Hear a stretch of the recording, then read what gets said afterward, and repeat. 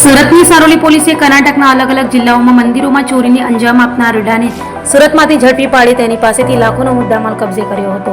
Surat police commissioner Anupamsinh Gehlot, અધિક police commissioner Meena, નાયબ police commissioner Kanan Desai સહિતનાઓની સૂચનાને લઈ પીઆઈ SR વેકરિયાની ટીમ, પીએસઆઈ યુબી મેનપરાની ટીમ પેટ્રોલિંગમાં હતી ત્યારે અનારમાં હેડ કોન્સ્ટેબલ હિંમતભાઈ તથા અનારમાં પોલીસ કોન્સ્ટેબલ મનીષભાઈને મળેલી બાતમીના આધારે કર્ણાટકના અલગ અલગ 3 જિલ્લાના 4 પોલીસ સ્ટેશન વિસ્તારના 4 મંદિરોમાં ચોરીને અંજામ આપી ચાંદીના દાગીના તથા મોબાઈલ ચોરનાર રીઢા ચોર એવા ગુરઝી ખેમચંદ મખોડિયા તથા વિજય બાબુ ગુંડિયાને ઝડપી પાડી તેઓ પાસેથી ચોરાયેલ 8,50,000થી વધુનો મુદ્દામાલ કબજે કરી કાયદેસરની કાર્યવાહી હાથ ધરી હતી. સારોલી પોલીસ સ્ટેશનમાં નિયોન ચેકપોસ્ટ આપવી પડે છે અને અત્યારે સુરત સિટીમાં નાસ્તા ફરતા પકડવાની પણ એક ડ્રાઈવ ચાલી રહી છે. 70 મુજબના જે વોરંટ નીકળ્યા છે એ લોકોને પકડવાની પણ ડ્રાઈવ ચાલી રહી છે. બોડી ઓફેન્સીસને કંટ્રોલ કરવા માટે થઈ અને અમારું કાઉન્ટિંગ અને વાહન ચેકિંગ અને નાકાબંધી પોઈન્ટ ઓલરેડી અમારું છેલ્લા 1 મહિનાથી કોન્સ્ટન્ટ ચાલુ છે.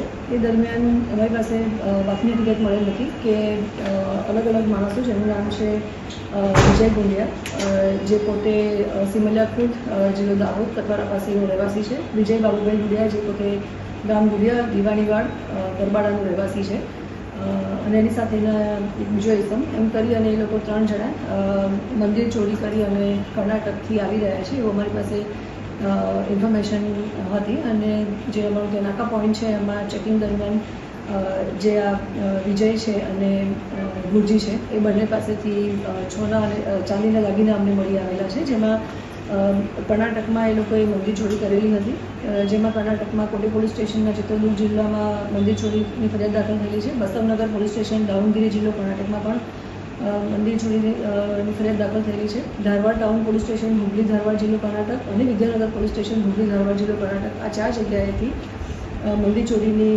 ફરિયાદ દાખલ થયેલી હતી. અને અમારી પાસે જ્યારે આ આરોપીઓ પકડાયા અને મુદ્દામાલ સાથે પકડાયા તો કર્ણાટક પોલીસ જે કન્સર્ન પોલીસ સ્ટેશન છે ત્યાં પણ ખરાઈ કરી ફરિયાદની કોપી મંગાવી અને મુદ્દામાલ પણ અમે કબજે કર્યો છે અને આરોપીને પણ અમે અટક કર્યા છે.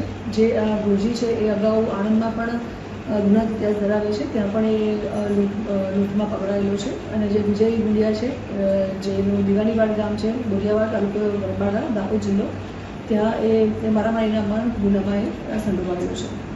આરોપીઓ ક્યારે ચોરી કરી હતી, ચોરી કર્યા બાદ સુરત જ આ વખતે એ લોકો 7 તારીખે દાહોદથી ટ્રેન દ્વારા મુંબઈ પહોંચ્યા હતા અને ત્યાંથી મુંબઈથી વોલ્વો બસ પકડી અને હુબલી ગયા હતા અને ત્યાંથી ફરી પાછી ટ્રેન પકડી અને એ ચિત્રદુર્ગ પર ગયા હતા.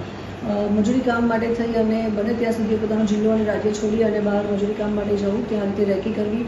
રેકી દરમિયાન જ્યાં પણ મંદિર દેખાય, કોઈ અટેન્ડન્ટ ઘર દેખાય, જ્યાં બંધ મકાન દેખાય, વેકેશન હતું તો જે સોસાયટીમાં બંધ મકાન છે ત્યાં પણ એ લોકો રેકી કરી અને નક્કી કરતા હતા કે કઈ જગ્યાએ ઇઝીલી આ રીતે ગરફોડ થઈ શકે એમ છે અથવા તો મંદિરમાં ચોરી થઈ શકે એમ છે. એ રીતે રેકી કરી અને પછી એ લોકોએ મિડનાઇટમાં આ રીતે 4 જગ્યાએ મંદિર ચોરી કરી હતી અને તમામ મુદ્દામાલ એમની પાસે જે હતો એ તમામ અત્યારે મુદ્દામાલ અમે સારોલી પોલીસ સ્ટેશનમાં રિકવર કર્યો છે.